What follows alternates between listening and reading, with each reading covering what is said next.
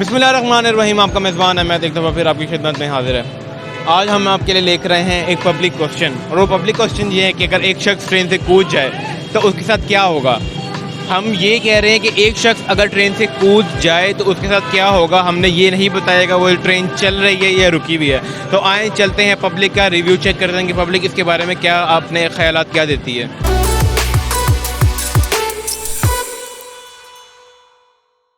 अच्छा सर, आप मुझे ये बताएं कि कोई शख्स ट्रेन से कूद जाए तो उसके साथ क्या होगा।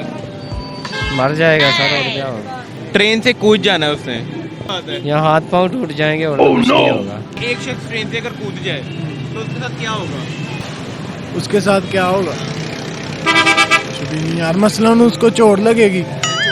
हाँ यहाँ बिल्कुल पक्की बात है।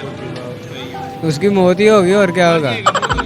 नहीं, चोटें लग जाएगी और जी। आप क्या कहते हैं। जख्मी हो जाएगा, जख्मी हो जाएगा। उतना क्या होगा, मर जाएगा और क्या होगा। या मर जाएगा या बच जाएगा, तो ही गल जो सट के लागे पहाड़ी साथ लप मर गया। तो आप लोगों ने देखा, लोगों ने बगैर सोचे समझे इस बात का जवाब दे दिया कि मर जाएगा।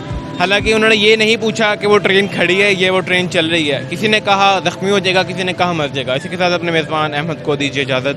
अल्लाह हाफ़िज़।